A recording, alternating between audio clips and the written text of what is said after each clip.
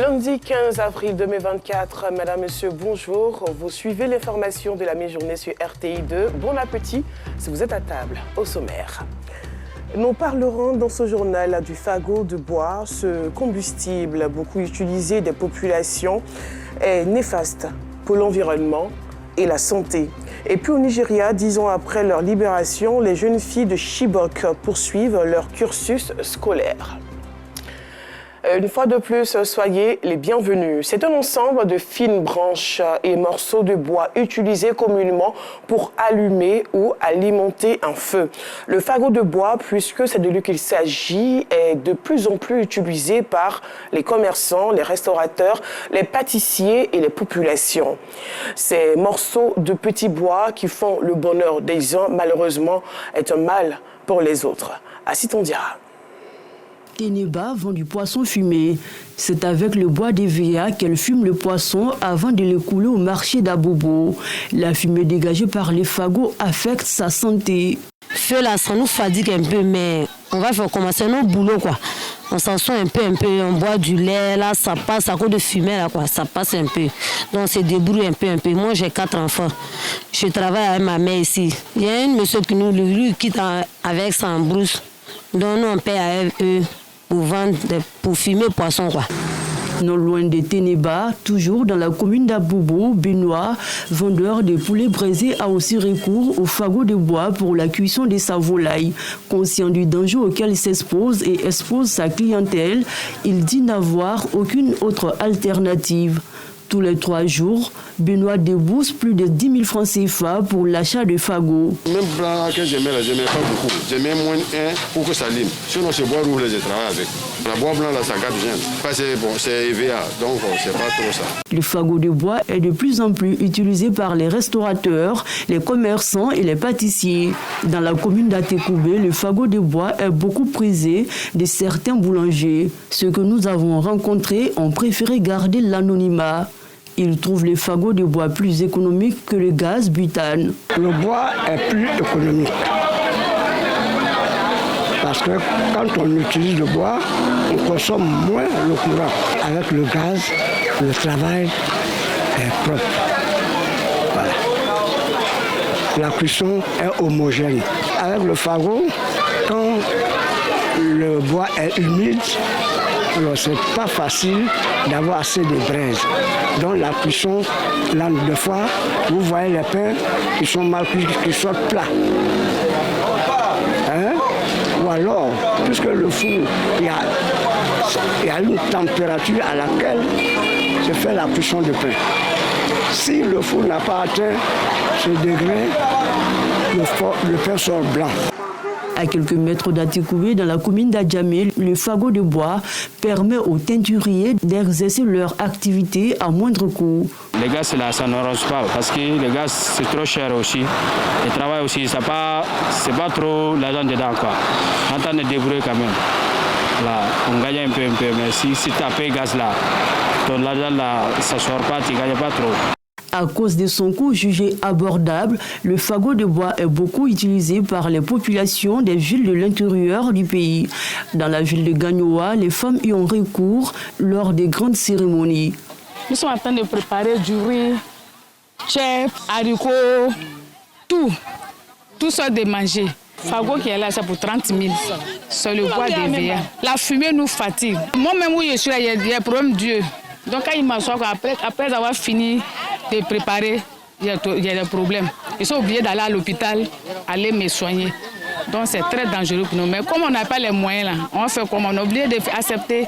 L'utilisation quotidienne de fagots de bois a-t-elle des effets néfastes sur la santé? Ceux qui vont respirer cette fumée, c'est un problème pneumotique, c'est-à-dire au niveau du poumon qu'ils vont avoir. Souvent, c'est le foie qui est le plus touché, parce que c'est l'organe c'est ce qu'on appelle les organes émonctoires du corps.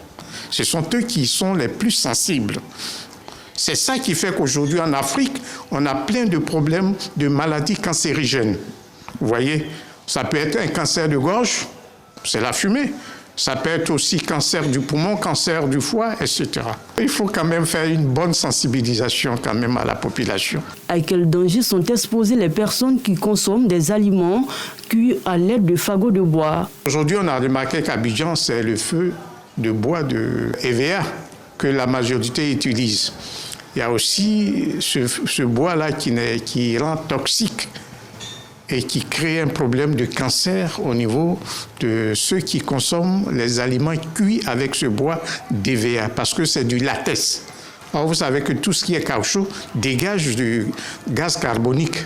Les femmes qui fument le poisson, tantôt c'est du carton qu'on utilise, tantôt c'est du bois avec de la peinture qu'on utilise. Tout ça, c'est pas bon. Pour une frange de la population, l'utilisation et la commercialisation du fagot de bois font partie des causes du changement climatique en Côte d'Ivoire. Avec la déforestation, nous avons un problème de climat. La saison a changé, du coup, la température a augmenté. Aujourd'hui, nous nous trouvons aujourd'hui à 37-38 degrés en Côte d'Ivoire. Et cela n'est pas du tout normal. Ça fait qu'on ne reconnaît même plus les périodes saisonnières encore. Nous exhortons la population à faire le reboisement. Lorsque vous utilisez, ça dégage la fumée. Et c'est cette fumée-là qui après pollue l'air. Donc automatiquement, ça a des conséquences sur le changement climatique. Ce sont les arbres qui font que la pluie descend. Mais quand vous abattez les arbres, il y a le soleil qui descend fort, donc c'est pas trop bon. Selon des études, la commercialisation du fagot de bois est l'une des raisons de la déforestation en Côte d'Ivoire. Plus de 80% de la surface de la forêt ivoirienne a disparu au cours de ces 60 dernières années. Malgré les différentes campagnes de sensibilisation menées par l'État, les fagots et les charbons de bois sont utilisés par plus de 60% de la population. Après avoir offert une Coupe d'Afrique des Nations de football à nul autre pareil au monde, la Côte d'Ivoire s'offre également le Massa, le marché des arts du spectacle d'Abidjan. L'ouverture de la 13e édition de cette rencontre culturelle s'est faite dans une ambiance féerique au Palais de la Culture de Treichville, à la salle Bernard Dadier. Beaucoup Clément. Les lampions se sont rallumés sur la 13e édition du marché des arts et du spectacle d'Abidjan, Massa. Une fois au Palais de la Culture, dans la commune de Treichville, où se tient la cérémonie d'ouverture, les troupes de danse traditionnelles, prêtes à monter sur scène, ne passent pas inaperçues. Ici, c'est la promotion de la danse panthère de la région du Haut-Sassandra et la danse Zolo de la région du Folon. Notre particularité, c'est de faire la promotion du patrimoine culturel matériel et immatériel ivoirien, en particulier les danses traditionnelles, et surtout celles en voie de disparition ou celles qui sont peu connues par nos publics. Nous avons deux danses, précisément la danse de panthère, la région de Zoukpangbe, dans le Haut-Sassandra. Et là, nous avons la danse Zolo, qui est du nord, la région du Folon et dans le grand district d'Odjéné. L'autre découverte, c'est la valorisation de la culture akan à travers la danse abodon, la danse koubi du peuple Koulangou et le boli, originaire du centre de la Côte d'Ivoire.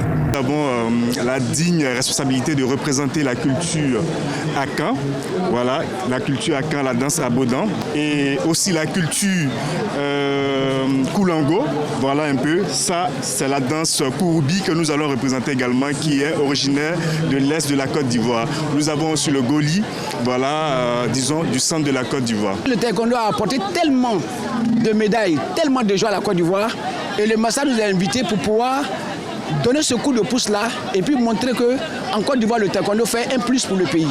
Voilà pourquoi nous sommes au Massa. La compagnie des plasticiens volants de la France estime que la cérémonie de lancement du Massa 2024 augure de lendemain meilleur. Je trouve que c'est un très bon début. D'ailleurs, il y a une ambiance formidable. Il y a énormément de public et on sent qu'il y a beaucoup de joie. On fait la promotion de la culture, de l'échange entre les pays, les cultures et surtout la promotion de la culture pour tous. À côté des troupes ivoiriennes, la prestation artistique du Rwanda, pays invité d'honneur, a marqué plus d'un.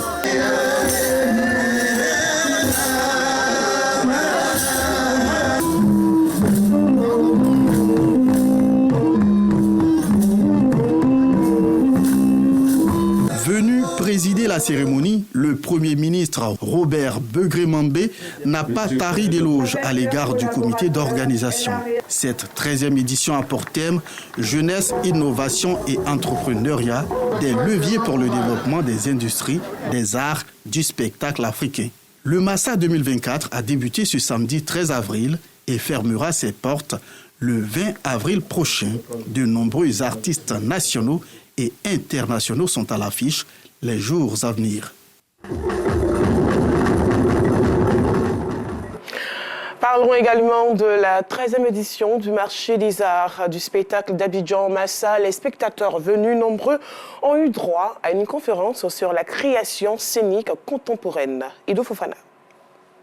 La salle Christian Latier du Palais de la Culture de Treichville a été prise d'assaut ce dimanche, deuxième journée du Massa.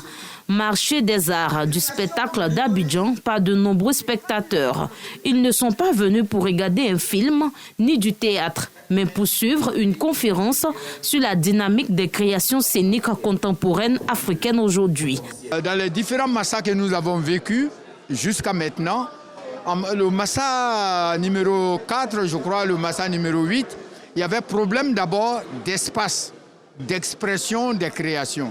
Maintenant, on a l'espace. Il faut alimenter ces espaces-là. On a le palais de la culture. Et Madame la ministre a dit tout à l'heure qu'on va réhabiliter dans pratiquement toutes les régions les espaces qui vont accueillir des spectacles. Il faut que les créateurs créent. Cette rencontre d'échange, d'informations et de partage d'expériences vise à encourager la jeune génération à créer de nouveaux contenus. Son intervention était intéressante, il a dit plusieurs choses et après ça m'a un peu titillé et j'ai voulu lui poser des questions parce qu'il nous disait qu'il faudrait que nous puissions nous réapproprier de l'innovation numérique aujourd'hui, créer des contenus qui est en vogue aujourd'hui, créer des contenus et mettre sur TikTok, Facebook, les réseaux sociaux pour faire bref. Moi je dis c'est une bonne chose, cela doit exister, mais ça ne doit pas faire fi de l'aménagement du territoire en matière de culture dans nos pays. Ce qui a attiré mon attention, c'est en fait le rapport à la création et aussi au financement des projets des jeunes artistes. C'est vrai qu'il est important pour les jeunes de créer, de produire, parce que quand on se fait appeler artiste, la première des choses c'est de créer, en fait, c'est de proposer une démarche et aussi questionner la société par rapport à leur mode de vie. It was my first visit to Africa, especially to West Africa. Ma première fois d'être ici en Côte d'Ivoire, en ce qui concerne les arts, la culture et tout. Et donc, nous avons constaté que la Côte d'Ivoire a créé un écosystème qui permet à, on dira, à tout le monde entier d'être ensemble et de s'entendre sur ce point commun là qui est la culture. Theater. And I think le Massa, grand événement culturel, est un pilier dans la promotion de la culture africaine et des arts de la scène en Côte d'Ivoire. Poursuivons ce journal en religion. Exhorter les populations à suivre la voie du Christ, c'est l'objectif de la Fondation évangélique Victoire qui organise chaque trimestre une retraite spirituelle. Pour ce premier trimestre, c'est la ville de Lakota, dans la région du Lot-d'Ivoire, qui a abrité cette cérémonie 3 jours durant. Clément Boko. Venus de tous les villages et hameaux de la commune de Lakota, mais aussi de toutes les régions de la Côte d'Ivoire, les populations ont eu droit à des consultations médicales gratuites avant le début de la croisade à proprement dite.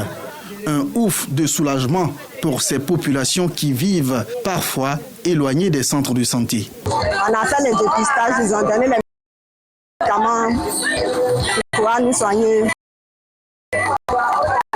Donc, on nous a tous reçus. Je dis merci. Pour les professionnels de la santé, ce rendez-vous a porté ses fruits. Donc, en général, nous avions des personnes qui étaient atteintes de paludisme. Donc, nous avons donné gratuitement les médicaments antipaludistes et aussi des personnes qui avaient des problèmes articulaires. On a donné du diclofénac. Vraiment, c'est des médicaments de première nécessité parce que c'est en général des populations qui n'ont pas accès de façon systématique aux soins de première nécessité.